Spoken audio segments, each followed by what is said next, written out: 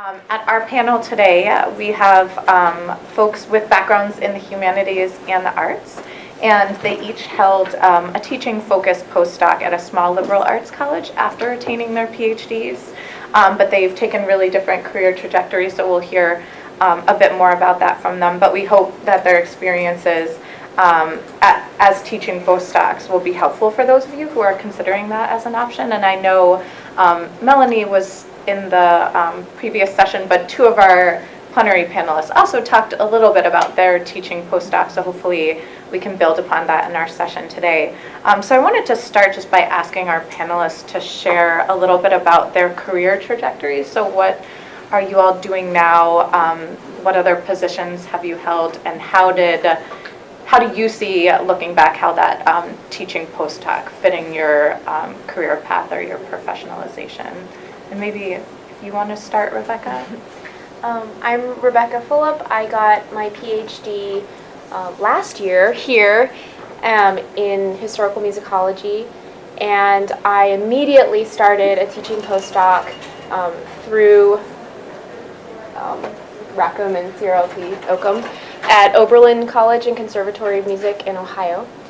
And so I'm very much at the beginning of my career. I don't have a lot of background to talk about because it's only been 1 year. But for me, the teaching postdoc was really the best possible situation that I could have had coming out of graduating for lots of reasons. One was a personal reason. I'm an alum of Oberlin, so I was going back to my alma mater. It was a place that I was very familiar with. All of the faculty, most of the faculty were my old teachers. So that was fun. But it was really great for me because I came out of graduate school really scared about time management. How the heck are you supposed to teach more than one class at a time? Oh my gosh, I didn't know how that was possible. How do you work with other faculty members? How do you deal with students in this new role as not just a TA or a GSI, but as the professor? And it was really great for me because it gave me the opportunity to kind of learn how to deal with teaching one class if I'd had to jump into the situation of teaching multiple classes, as many of my colleagues had to do. I think I probably could have handled it, but it would have been a lot scarier, and it gave me the opportunity to kind of find myself as a teacher, such that now I am teaching. I'm a lecturer here in the musicology department, again with my former teachers, and I'm teaching 2 classes in the fall, 2 classes in the winter, and I really think that postdoc helped me to get to a place where I feel comfortable on a faculty, feel comfortable teaching multiple classes, dealing with students, and not really sure where else to go with that, but it was such a great stepping stone for me that I can't really think of any reasons, any cons to a postdoc in my situation. Mm-hmm. So I'm Melanie Boyd. I graduated with a PhD in English and Women's Studies from Michigan in 2003, so I've had a longer trajectory. And I was here for a couple of years teaching as a lecturer, so I had actually a fair amount of teaching experience when I began my teaching postdoc. So that, I ended up sort of getting different things out of it. One thing, I'm going to pause my trajectory for a moment because I just think it's worth noting in the room, given our size and everything else, that teaching postdocs don't always seem like the most desirable thing, especially when you're coming out of a research-based university like Michigan. Everybody's trying to get a fellowship where someone's going to pay them to just sit in a room and turn their dissertation into a book, right? And I think that accounts a little bit for how few we are here. But there are just all kinds of wonderful things about getting to move into some of the practice of what it is like to be a faculty member before you have the stakes of being on a tenure clock somewhere. There was some discussion in the earlier one about what are junior faculty allowed to say. As a postdoc, you actually get to say a whole lot more, right? Because you're only there for a little while. You're not, you can you don't want to burn any bridges, but you don't have to, everything you say, you don't have to map out the next 7 years of echoes of what that will mean, right? So that there's a lot of pleasure and freedom to it in that way. And for me, my teaching postdocs, certainly I got to teach new things, and that was exciting to me, and I got to teach in new collaborative ways. I was at a small liberal arts college. I was at Lawrence University, which calls itself a university because they have a music school, but really it was like a small liberal arts college. So there were many things that I learned that I can talk about, but for me those couple of years were primarily about learning how to navigate a very different institutional setting, a very complex, my postdoc was in the gender studies program, which was not a department, but a group of people brought together by shared intellectual interests to do a kind of interdisciplinary project. I was also in the first crop of a newly begun fellows. The program that I was in was brand new, so there were 12 of us, so there was also a lot of what will that be like, what did people want us to do. There was a lot of possibility because everything was so new. And I spent, in my memories of it, which I've been dredging up for this panel, I spent a lot of time figuring out, so what happens when you have a meeting with a biologist and a lit person and a theater person and someone from the law school who are all trying to decide on a core requirement together. How do you navigate, then when you jump into the fellows program, which was even more intellectually diverse, how do you navigate what it is we're supposed to be doing for the university? And so it was a place where I got to really first start exercising kind of organizing skills in some way, right? Like one of the jobs that I got handed was to reinvent the introductory gender studies class, which meant that I had to come up with an intellectual vision that somehow merged about 12 people's visions in a way that was coherent. The old one was totally incoherent. So, or maybe not totally incoherent, that's an overstatement, but it had its fractures. And so that kind of moving around, and I had no power, right? So it was all about moving around, talking to people, listening to what they were interested in, trying to pull things together. I then went from there as a trailing spouse to Yale with my partner, who was talking about the need to find family things on the panel before. And I was a lecturer and still am, in our Women's Gender and Sexuality Studies department there for a while, where again, it was an under-resourced department. There's a lot of creativity, there's a lot of having to pull things together and those same skills. And now I spend most of my time in the Yale College Dean's office, similarly having very little power, wandering around trying to negotiate various compromises on different things. I've run the Office of Gender and Campus Culture, and I have the job that is some days successful of ending sexual misconduct at Yale. So all of these things, and my research has always been on sexual violence, so that makes some sense for what I'm doing. But that postdoc really helped me think about institutions in the way that they aren't just, like your faculty can seem sort of unified or far off as a graduate student, that like when you realize that it's actually all about a whole group of people who have their own idiosyncratic interest, personalities, and that it's about navigating amongst them. That's what, for me, this postdoc did. And it was only because of its teaching element that I got put into those service things. I think if I had been in a purely writing postdoc, people, like we have writing postdocs at Yale, who I say hi to in the hallway sometimes, but nobody is pulling them into the work because they're not doing the work. Pass to you, Chris. So, hi, I'm Christopher Matthews. Mostly, or entirely, I think that Rebecca and Melanie have given wonderful overviews of what a teaching postdoc can do for you and what it entails. And there's a tale of heartache in there somewhere, that it's difficult. But I feel like I would sign off on everything they've said about all of the benefits and rewards. I also have a slightly longer trajectory. I defended my PhD here in 2002. Did the 2-year Mellon postdoctoral teaching fellowship at Kalamazoo College. Then took a sabbatical replacement gig at Washington and Lee University in Virginia and stayed there for 8 years. And it was, I stayed there largely because my partner was there, but it was also an institution that treated me very well, took me seriously as a part of the department, and I think that had something to do with the fact that I was able to figure some things out at Kalamazoo College, and so I think some of what Rebecca and Melanie have been saying, it gave me 2 years where, in a relatively low-stakes way, I could get a feeling for how do I teach a class every term and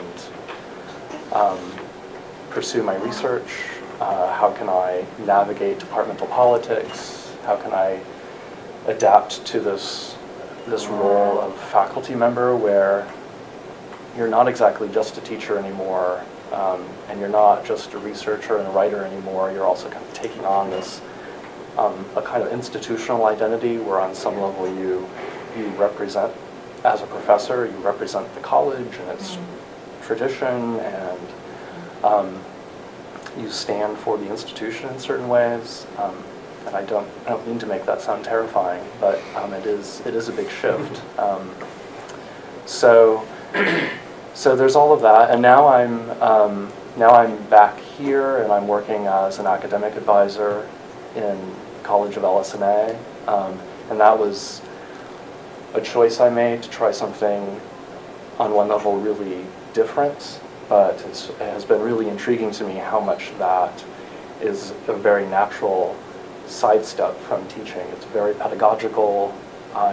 As a humanities person, I find that my job is very much to speak with students about the liberal arts, what their educations mean, how do they synthesize their time here. So I find that I'm still very much doing the kind of teaching that I think I could not have done fresh off defending my dissertation in 2002. I'm doing the kind of teaching I only started to figure out how to do in those the safe space of those 2 years at Kalamazoo College. So it sounds like everyone was at a different institutional context, although maybe similar in terms of the type of institution, but I'm wondering if you could share with us what your position entailed. So how much teaching was required for the postdoc, and were you able to also do research during that time?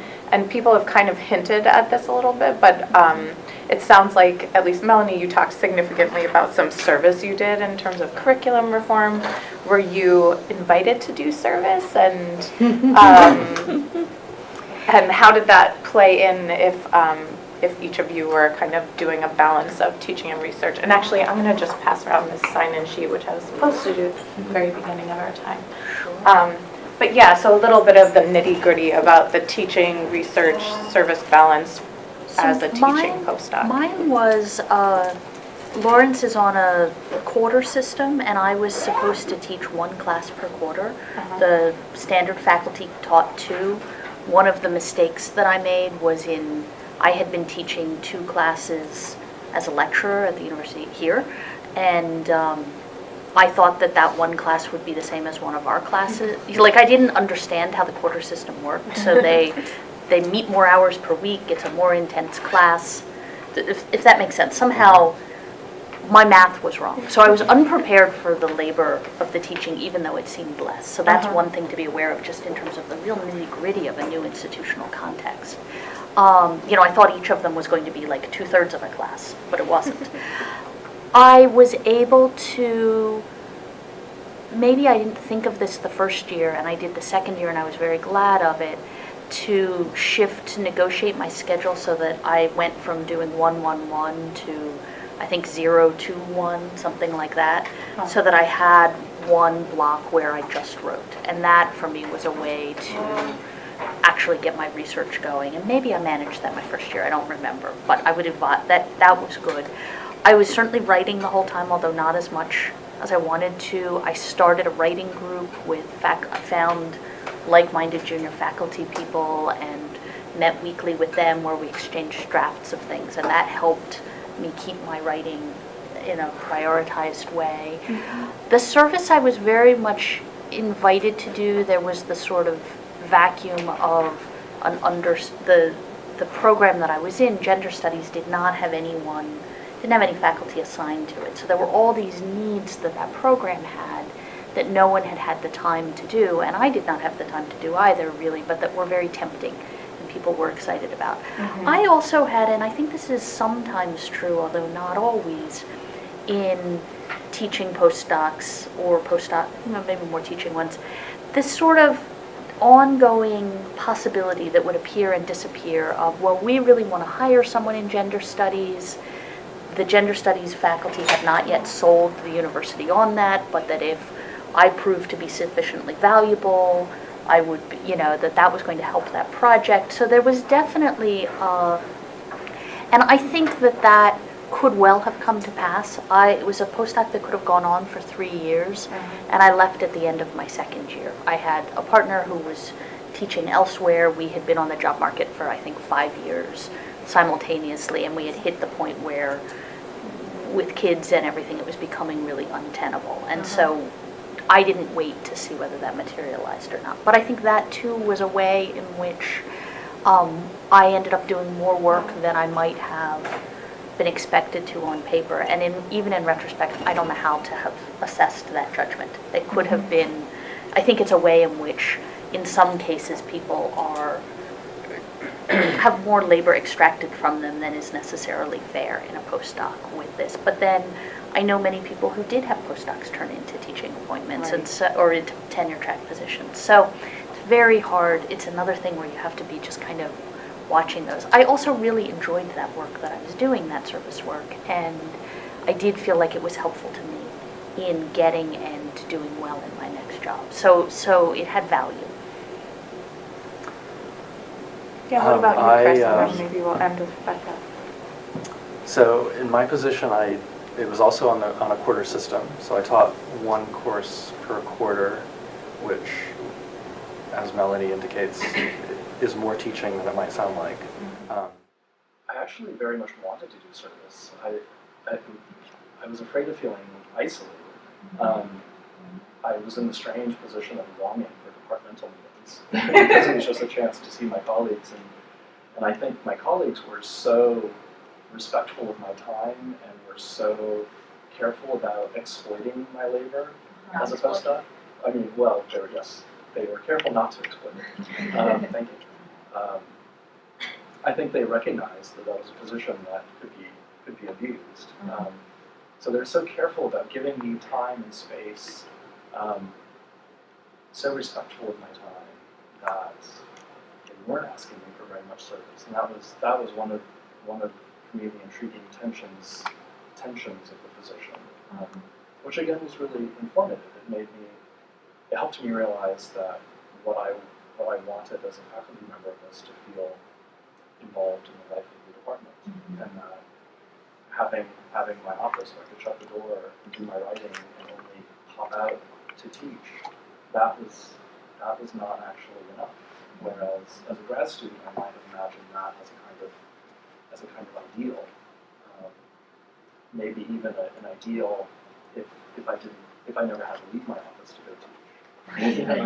In this case, I really realized I need to be mobile. I need to be in conversation with my colleagues.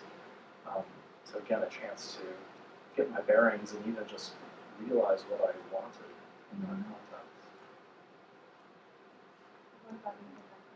context. This is kind of an opportunity to talk about some of my regrets from my postdoc.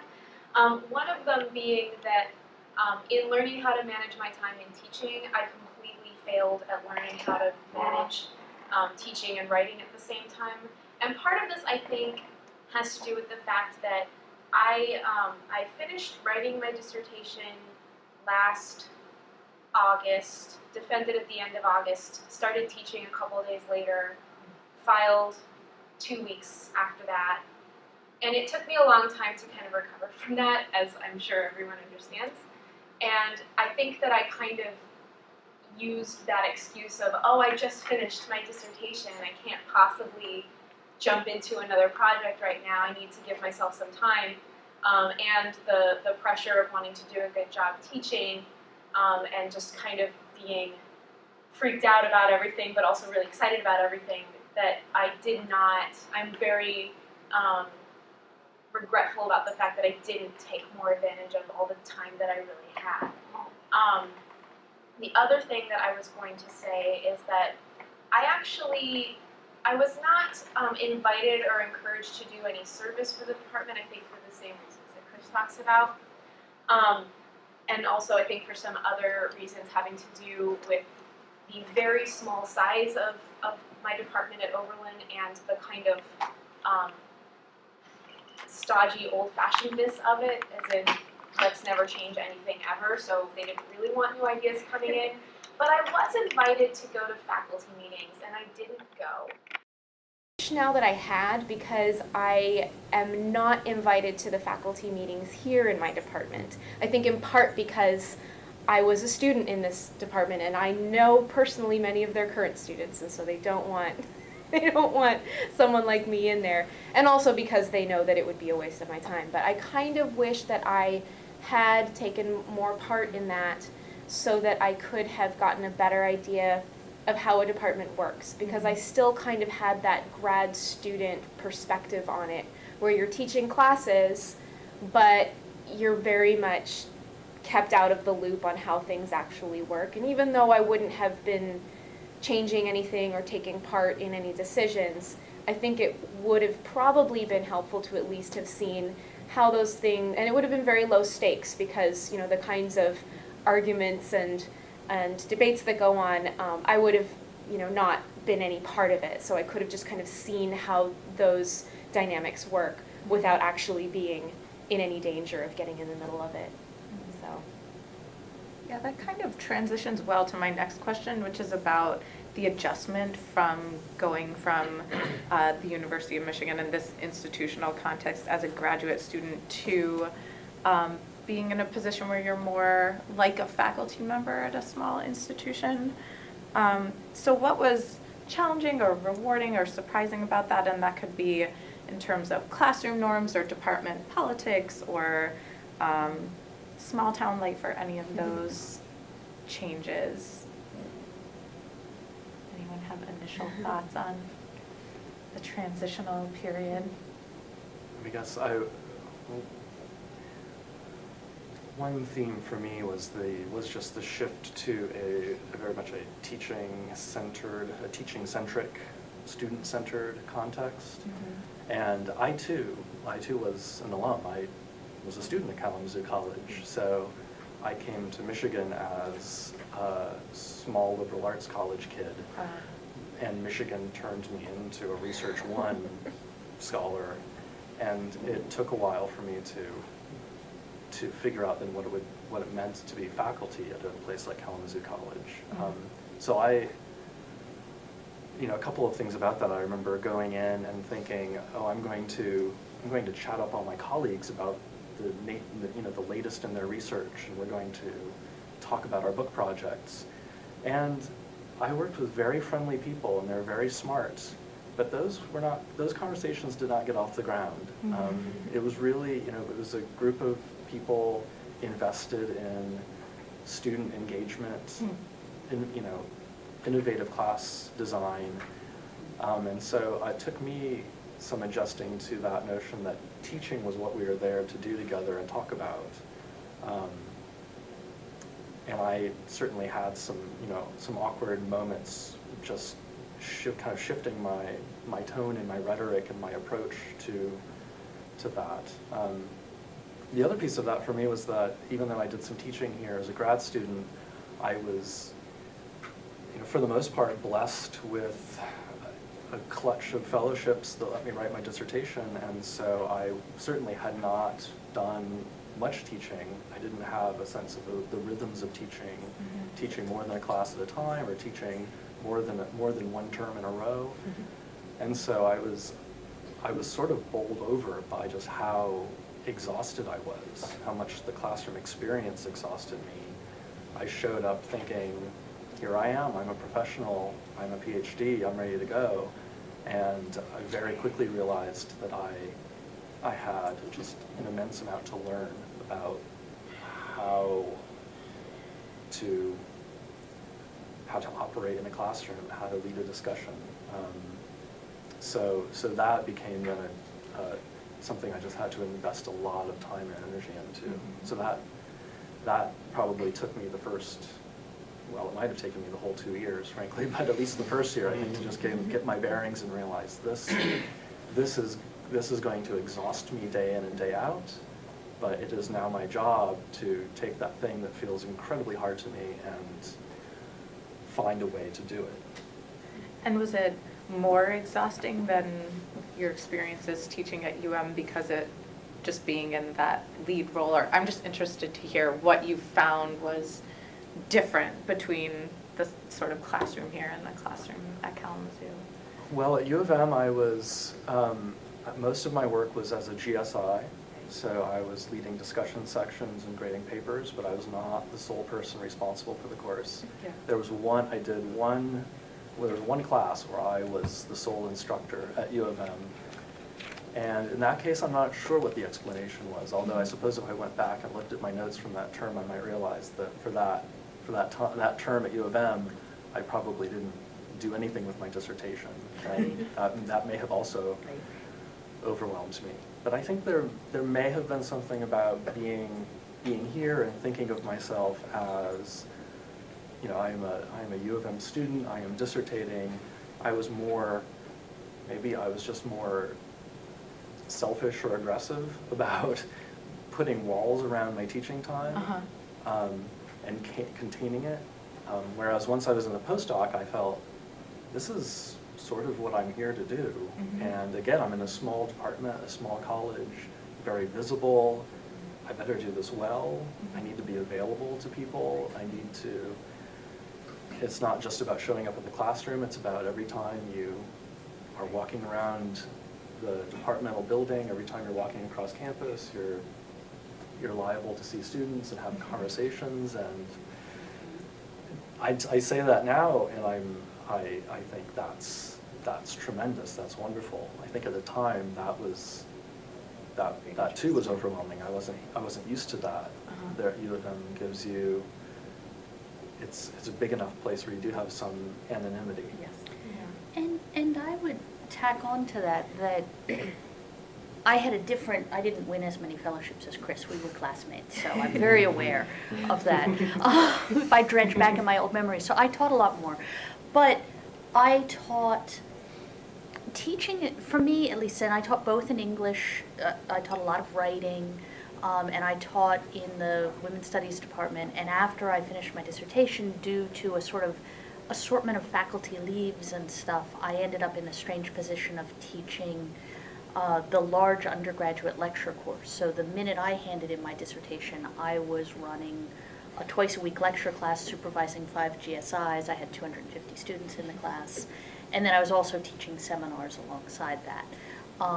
So I had a lot of different kinds of teaching. And even there, I mean, it's astonishing to me to think about this now. Even with that big lecture course, I always felt that I was teaching sort of for myself and my students, if that makes sense. In a narrow, there are so many classes here, there's so many possibilities that how my course fit in with the overall English curriculum or writing, you know, like if you're teaching writing, you're teaching them to write a paper. Mm-hmm. And it kind of doesn't matter what your topic is. And I was picking seminars to teach in both English and women's studies that were of interest to me in my research.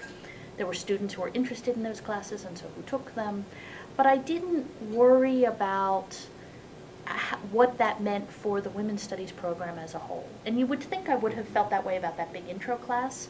And I thought a lot about the field, but I didn't think about Michigan, if that doesn't make sense. Mm-hmm. Whereas when I was in a small liberal arts college where I was suddenly teaching a third of the gender studies classes because there were only 6, then what I chose really shaped what those students thought gender studies was, what they thought feminism was, that I had to work with a group of faculty members to come up with a coherent curriculum. And that I was part of that in a way that at Michigan, just because of its sheer size, I never was. That combines with the thing that Chris is talking about of also being very visible. Everybody knew who the fellows were, the postdoc fellows. I was on that campus in part because students had been really lobbying for someone who would teach queer theory, which they thought was going to revolutionize their world. And then I turned up and I taught queer theory, and it wasn't really what they thought it was. And, they would come to me and say, I have conversations with my roommates at 2 o'clock in the morning and the whole world opens up. And then I come to your class and we're talking about, and I was like, yeah, the conversations with your roommates at 2 o'clock in the morning, that's fabulous. I hope my class gives you some fuel for that, but that's not what this is. Like there just were expectations to manage and a broader sense of responsibilities towards thinking about a curriculum rather than just a classroom. That those were things that were really big shifts for me, that I think were very much about the institution and the institutional setting. When I went back to Yale, because it's funny, we've all had this. I was an undergraduate at Yale and never thought I would go back, and then I ended up there. It's a big enough place again that what I do is more, it didn't matter as much in those ways. A lot of what Melanie and Chris have said also resonates very much with me. I think what I wanted to mention, one thing has to do with this idea of having kind of going from being a GSI to having greater responsibility. And one of the kind of anecdotes that I thought of had to do with Oberlin's honor code. Oberlin is on the honor system, and anytime you turn anything in, you have to write the honor code on it. And it's very, very important to the school. People take it very seriously. The honor code committee is all run by students. And part of this is that even when you are giving an exam, the teacher is not allowed to be in the classroom when you're giving the exam. There are no exam proctors, which really freaks out new faculty. I was used to it because I'd been a student there. In fact, when I came here, I thought, why is the teacher in the room while we're taking the exam? It's so weird. Don't they trust us? But then I was on the other side of it, and when I was a GSI here and had problems with academic honesty, it was frustrating, but all I had to do was go to my professor and say, I want you to take a look at this paper. I think that maybe the student plagiarized. And then it was out of my hands. And that was kind of one of my favorite things about being a GSI, that I didn't have to deal with anything really difficult. And so I kept having these issues at Oberlin where I had to be the person dealing with, what do I do when I discover that someone has plagiarized on their paper, because it's actually a much bigger deal at Oberlin than I've ever seen it be here. Any sort of violation has to get reported.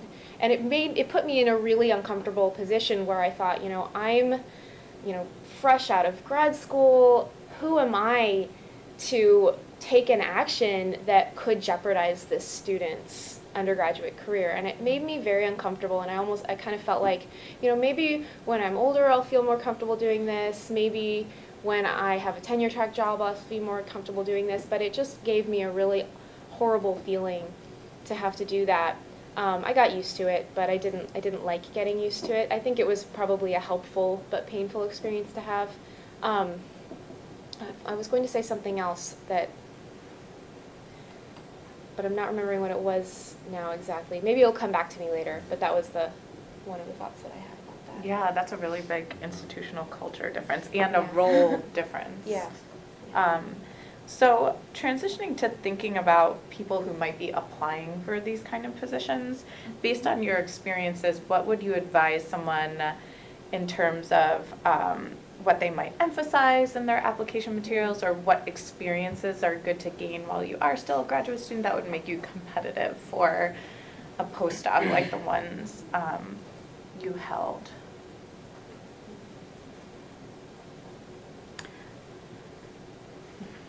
Well, teaching is I think well, Chris is giving us a different example, but it was my sense that I was hired in part because I had already taught, and so they felt that I would be able, they didn't want to teach me to teach. They wanted me to come in and do that, and certainly I learned a huge amount about teaching there, but the sort of starting point.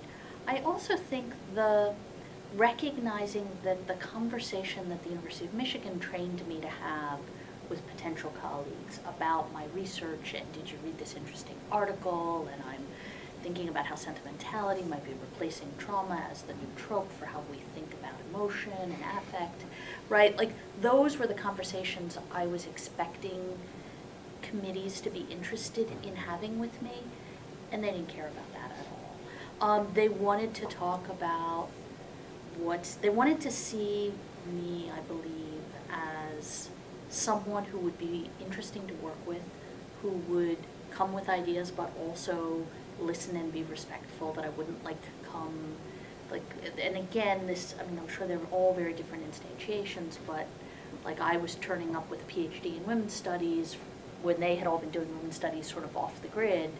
What was I, so I had to be very reassuring.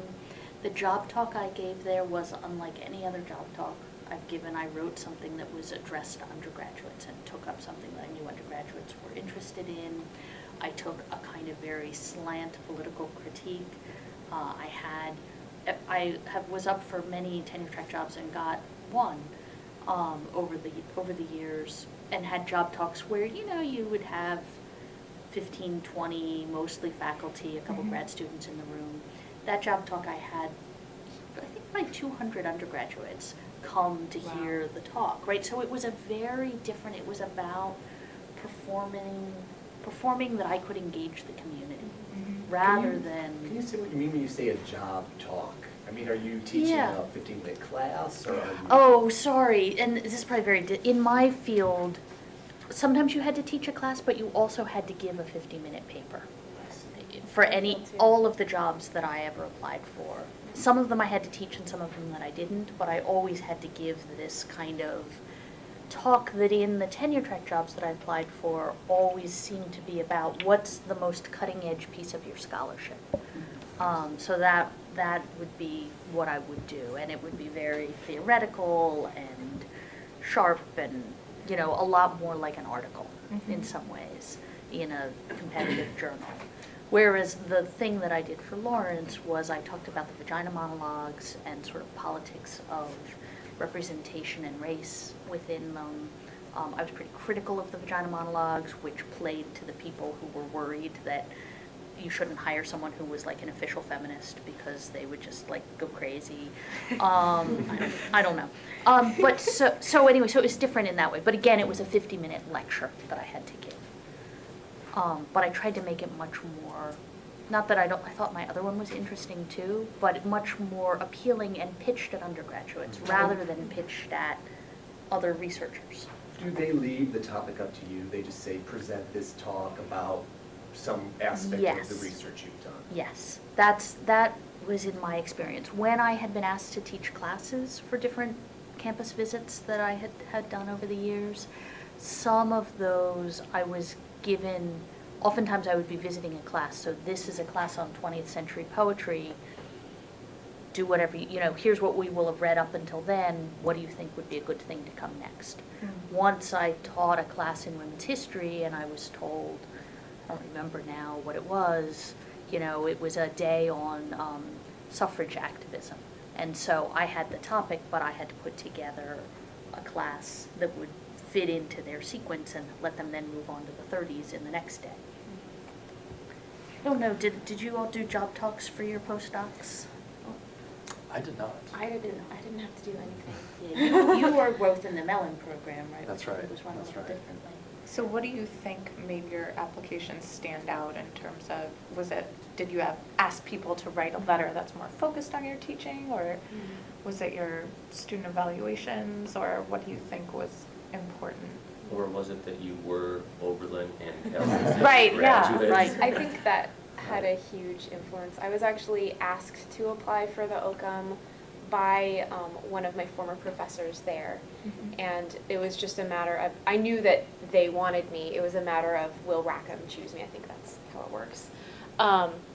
And I think that that helped, but I was actually talking to a friend recently who was asking me for help in writing her postdoc letter, and she was kind of treating it like it was something completely distinct from a regular job. And I thought, well, I'm not an expert on this, but I don't think that you really need to do that. I think that a postdoc is a kind of job, and you're doing the same kinds of things that you would do in a regular job, just kind of different amounts of those things. And so what I think that the best thing that I did in my letter, apart from just being an Oberlin grad, is that I gave a clear sense that I really understood the school.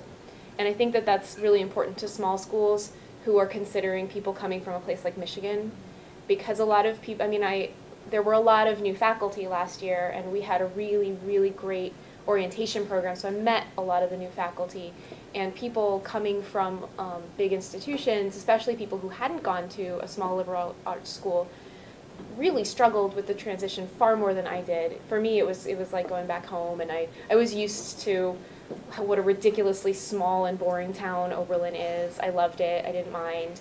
Other people were kind of going insane. But I think that's really important to, do your research about the school and show them that you get it. That's really all I can say, because I don't know. I did not go to Lawrence, since I already said I went to Yale as an undergraduate. I had a classmate of ours had been teaching there and was not there anymore, but I was able to talk to her. And I also, that I know that it's difficult. I had years where I applied for 200 jobs, so you can't do this for all of them. But that if there's a teaching postdoc that you're particularly interested in, or an application to a liberal arts college for a tenure track position, I think figuring out how can you really learn about that place. And most of us do have professional networks that you might have to go a couple people out, but find someone you can talk to in that department. Learn more about, that I think sometimes it feels in the job search that you have to pull it off without any help. But of course, that part of what you're showing is your sort of resourcefulness and your interest. And the more you can actually hear from people who are there, the more you can, that seemed to me to be really helpful and felt a little bit out of the box. But my guess is that you probably almost always work your way to someone who is at that institution, if not in that department, who can just tell you a bit more about what the feel of the place is like. What are the students like? What are the faculty politics like? I knew a lot about faculty arguments about gender before I stepped onto that campus, and it was really helpful to me. Yeah, I'm thinking of it more in terms of what it means to apply to liberal arts colleges of a certain size. And these are, if you're at the point where you are applying for jobs or thinking about it or pulling your materials together, you're probably starting the process of perhaps drafting letters for certain kinds of research institutions, drafting letters perhaps for smaller colleges, liberal arts colleges. And so I'm thinking of it in those terms, that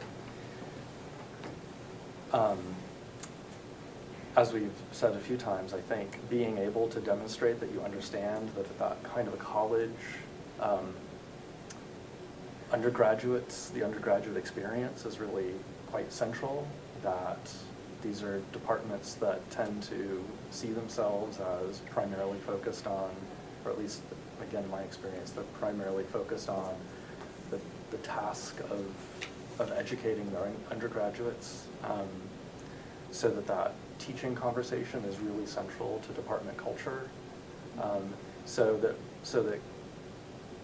every sophisticated, brilliant, glorious thing you might have to say about your research, I think needs to be put in terms of how do you synthesize that with classroom practice, how does that influence course design, how does that mean you will be an especially terrific mentor to your undergraduates. And I think, I can't remember if it's Rebecca or Melanie who said this, but I also think just remembering these are small departments, which also means they want to find somebody who they want to spend time with. I mean, not that it's just a personality contest, but if you have a department with 10 people in it, and you know these are people I'm going to see day in, day out, I'm going to be going to this person's kid's birthday party for the next 10 years, you know, you're looking for people who even on paper sounds like an interesting, nice, generous human being. So just remember that on that very fundamental level, you're also just trying to convey humanness. And, you know, I would like to join your community of teachers and scholars that, you know, rather than I am going to impress you by how much I can intellectually overpower you with my Michigan education. Which is, I think, often how we are taught to go on a job visit. Yeah, I think I made that mistake a few times of coming out the gates with, you know, watch out, here I come, prepare to be impressed. And that's often really not very impressive. Right. So. Well, I want to open it up now to see what other, I know people have started to ask questions, but I just want to push you all to feel comfortable doing that now. Are there any questions people have? I'm actually curious about something. I'm an MFA student, so that's my terminal degree, but I'm looking at a lot of postdocs. It looks like, even though they say they're interested in MFAs, it looks like they go to all PhD students. I'm having a hard time finding ones where, and I go and look at the previous fellows, that any of them are master's students. They're almost across the board seem to be PhD students, even though in a lot of the descriptions they say they're looking for, you know, students who are at the end of their, you know, the terminal degree they can get their field. Right. So I'm sort of wondering, you know, what the competition is like in terms of that. Is this going to be something that's going to be really hard for me as a master's student to get a postdoc without a PhD? I don't know the answer to that question, right? And like postdoc itself presumes, right? So how are they being advertised? A lot of them know- actually say, you know, terminal degree, not Right. PhD. Yeah. They do say you can apply. So I know that I now sit on various, you know, fellowship selection committees, and that at least from that experience, like every year is a new year, and so you can kind of look and say, oh, well, this has gone to anthropologists 3 out of the last 5 years, but that may be because there was an anthropologist on the committee, but who's not there, and you like, or that those just happen to be the ones that rose up. It does seem to me that looking at the trajectory, there's so much arbitrariness. I mean, that's the other thing, is like, we do all of these things, you think that you nailed it, but there's just so much arbitrariness in these processes, right? So it's, you know, I don't know, 25% excellent preparation and 75% just sheer luck at any given moment. So at that point, you can't overread the people who came before, would be my sense. I did know someone who was another first-year faculty at Oberlin, an artist who I believe had an MFA, but I don't think that he was a postdoc. He was on a 1-year situation. So I know that, you know, there are definitely programs that, you know, that's what they're looking at. They're looking at people with masters, particularly in the arts. But yeah, I never talked to him about what his experience was in applying for jobs against people with PhDs. But he did teach at Oberlin for a year. I would think that the MFAs might be better able to be the generous, friendly colleagues that we're saying. I mean, also, another aspect of the smallness of some of these departments that we're talking about is that a lot depends on who's there and what they're teaching, and who just left, and what kind of gap they've left in the teaching job. So that comes into consideration when they're deciding with fellows where the holes yeah. are in their Yes, department that they want to absolutely, try yeah. and. I mean, I think Kalamazoo College does not have a big nationally known literary magazine, for instance, but takes its creative writers pretty seriously, and there's a robust creative writing community there. And I did some work there, but if one new person showed up and suddenly they felt like, well, we have all our creative writing needs covered now, they might suddenly realize, well, we really need somebody to teach Romanticism and modernism. But if that one person leaves, then all of a sudden, we're going to use our postdoc to cover those creative writing classes. And that's maybe part of the arbitrariness too, is you just don't know what has happened to that department in the last 6 months or a year. Who that got has opened up- pregnant, Exactly. who got another job, you know, Right, it's. exactly. Yeah, and does I change. oversee on the administrative side the Oberlin Kalamazoo postdocs from the Michigan side, and it is actually rare that people are Kalamazoo or Oberlin grads. I would say that's the exception rather than the rule, and it's much more about within those colleges a conversation about which departments have a need at that time, or whether it's someone's on leave or they'd like to grow that department. Or take it in a new direction. And it's really the colleges that decide, okay, this year it's classics that is going to get a priority. So there's those conversations on campus, and I think it definitely cannot hurt to have relationships with people on those campuses, but that's actually, our panel is not representative of the general A lot of population people- of postdocs. A lot of people from my department here got OCOMs, and I'm the only one who Was an Oberlin grad, yeah. And both at Oberlin and Kalamazoo. Yeah. Well, this is kind of a hard question for any of you because I'm actually in science, Uh-huh. right? We'll do our best. And so, I mean, I'm interested in a teaching position, which, I mean, all of you also have had teaching, like, at Right. Michigan. I mean, my program has 0 teaching, so I have 0 possibility of gaining such a background. And so I'm wondering, I'm curious, is it that you don't need to teach, or you could not teach if you wanted to? well, so I'm in the applied physics program. We don't have any undergraduates, so if I want a teaching position, I have to either get it from physics, or if I'm in electrical engineering, working with an advisor, it has to come from electrical. I have sought it out, and I can't. I was just curious. Yes, and with that as well, I mean, many students don't want to, or, Right. they're on GSRAs the entire Yeah. time. So, I guess I'm curious, well, maybe Laura, you can maybe talk toward this a little bit as far as the OCOM, in that, I mean, are there opportunities for science related teaching postdocs?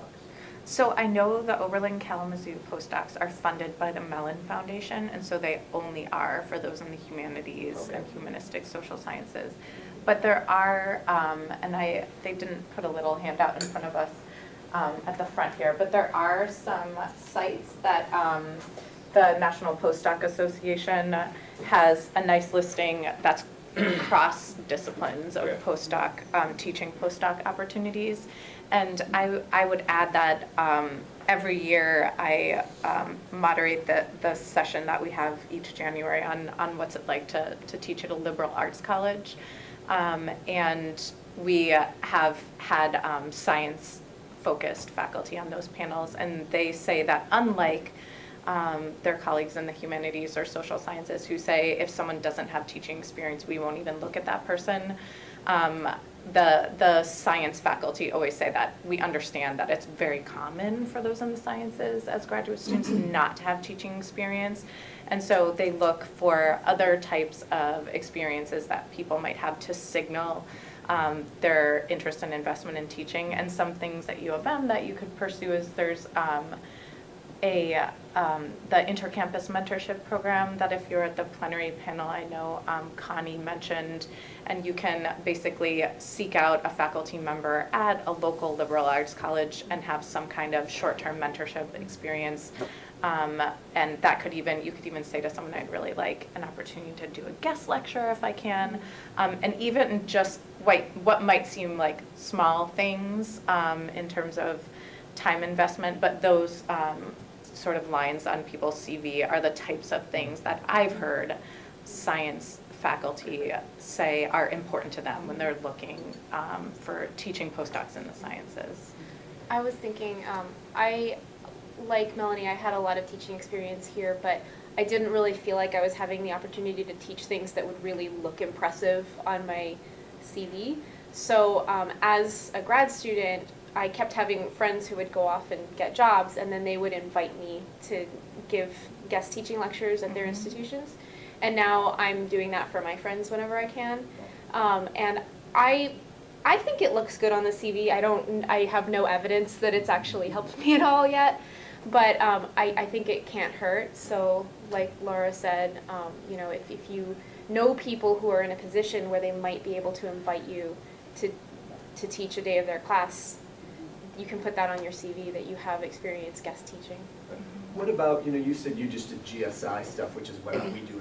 Well, we don't have to, I have done GSI, but it's discussion groups largely. It's not like I'm responsible for coming up with a syllabus and what's going to be taught. I'm basically following somebody else. Does that experience, I mean, is that common? Is that considered something like teaching experience, or is that something that is not really going to help me in my No, I think it I is think it's considered, very helpful. yeah. And there are different pieces of teaching experience, right? So there's the like designing of a course is one thing, leading a classroom discussion is another thing. It does seem to me, even if all you're doing is a guest lecture, it gives you something to talk about if someone wants to engage you in a conversation about teaching. You might not be able to pull off having done all of those all possible combinations or all possible conversations, but if you have something where you can say, well, when I did this guest lecture, I thought a lot about how this was going to fit into that, that it gives you the difficulty is if you've done no teaching and you're stuck in a position of saying, I'm really interested in teaching and I'm sure I'd be good at it. Right. But I don't know what it looks like, right? That's hard. But even one or two experiences give you something to then talk in an engaged way. Yeah, I think you kind of own it. You talk about the fact that you're somebody who really puts discussion center stage. That's you're kind of an orchestrator of discussion. That's a big piece of what it is. The other thing I'm wondering about is I actually taught at the university when I was in my 20s in the theater department. And I've stayed in Ann Arbor. My partner is a professor here, and now I'm getting a graduate degree, and I'm looking for a job. But I'm wondering even if that is useful, the experience I had teaching 20 years ago when I was in my 20s. I mean, I think you would talk about it, Laura, you could probably answer this better than me, but I would think you could talk about it in a, like, what do you see that's different? Now that you're cycling back, it gives you a longer view, right? And presumably there's been change, and, that's another thing. And it also would sort of stand out a little bit, right? That it gives you something that's a little bit different. Why haven't we been aware that there's a postdoc in teaching? I have taught for years. Biological sciences, I've taught all over the Caribbean, last place Northern Caribbean University, preparing teachers for their certification exam, teaching pre-med, because I did pre-med myself, and also biological sciences. And this is, when I got here today, it's the first time I knew that there's a postdoc in teaching. I think they are less common in the sciences, and so that is part of So I'm why. going to school of nursing right now. Uh-huh. I'm thinking, wait a minute, there's a postdoc in teaching? I can get there. So I dropped from wherever I was in the other room and dashed here. I have not known all the years that I've been here that there is a postdoc in teaching. And I'm there thinking, well, I need to apply for postdoc in this, that. Well, these are the list of things. And I have the teaching experience for years. I've been teaching since I was probably 20, somewhere around there. And I have degrees in education and had no idea that there's a postdoc in teaching here. Yeah, I think All they're. the years I spent over at the School of Nursing, I've taught there too. Yeah, I think they're less common in the sciences, and that might be why you hadn't heard of the opportunities before. But I know Ann Casper, I know she's on some of our other panels, but she had a science-focused teaching postdoc that she shared a little bit about on the plenary panel. So she might be someone worth, if you can either catch her today or send her an What's her email. name? Her name is Ann, A-N-N-E, Casper, C-A-S-P-E-R, and she's on the list of speakers. But she might be also for you someone who might be good to just send an email to ask her how she found out about these opportunities in the natural sciences. Yeah, because I know those opportunities are out there. Thanks. I saw your hand too, yeah. This is just quick and right along the same lines, but I'm in chemistry, so kind of the same side of things. But I was wondering then if these are usually advertised as positions, or could you go more about saying I'm interested in, like, contact a school or professor or someone directly? I think typically they are advertised, yeah, and so if you look at the Chronicle of Higher Ed, often has them, just like regular job listings, you'll see them pop up in the Chronicle of Higher Ed. But also the National Postdoc Association has a really nice sort of national listing of postdocs across the disciplines and what opportunities there are. I have a small comment to add to that. I asked my advisor about that briefly. She says that often if you have a postdoc with a given professor, it might be possible to arrange for some experience. It may not be as holistic as an official teaching postdoc, but she seemed to feel that it was fairly common to have some experience at least out of a postdoc. Mm-hmm. Yeah, and I know. If desired. I don't know if is anyone in the room a postdoc, or like I know at Michigan we have a teaching focused postdoctoral short course that Connie mentioned in an earlier session, and many universities have those type of opportunities, particularly for those in the sciences with less teaching opportunities. I'm over in the School of Nursing, and there's one of the professors there who I am acquainted with, and he keeps saying to me, you must do a postdoc. With all the experience you have in teaching and this and that and that and that, you should do a postdoc. And I never knew of any other than the ones we have in nursing there, because I am over in that area. The And post- he just keep bugging me. For 3 years now, you need to do a postdoc. You need to do a postdoc. He has one in education, and I have no idea.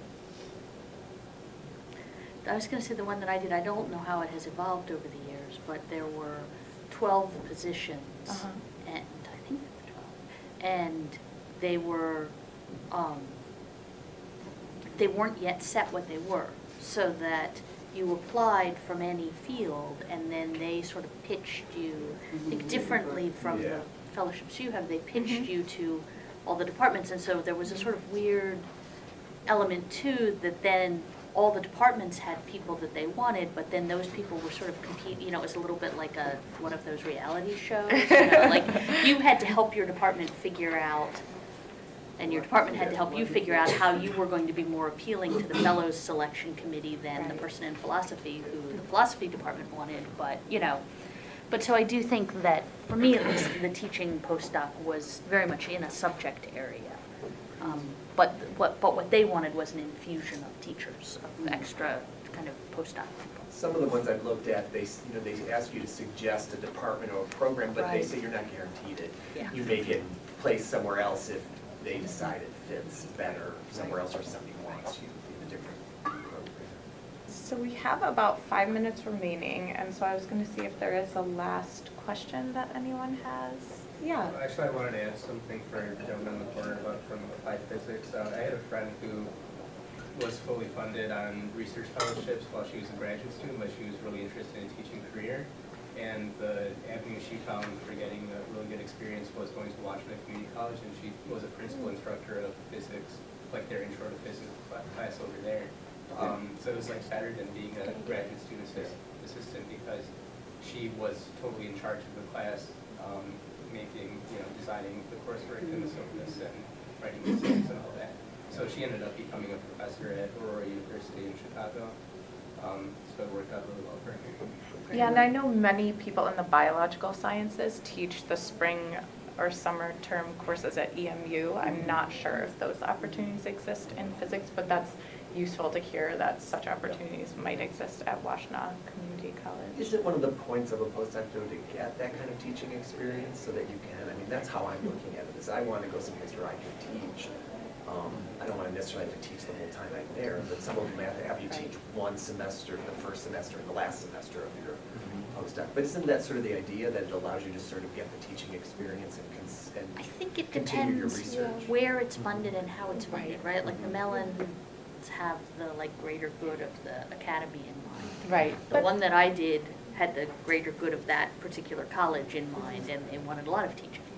But in my experience, I think there was kind of an understanding that you're not expected to be a perfect teacher going into it, because we were offered a lot of mentorship opportunities, and I was meaning to bring that up at some point. But We were offered lots and lots of mentorship opportunities. People were always offering to come and observe us. So I think that depending on what you find, there's definitely an understanding that, yes, you're still learning how to teach. We just want you to be competent coming in. And I think that's where those, So if some you are already experiences. certified, as a certified teacher, what happens?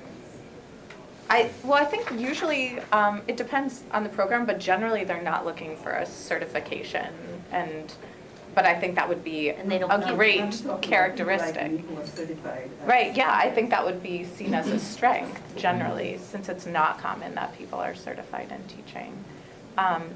So one last request of you all is if you have just a minute or two before your next session.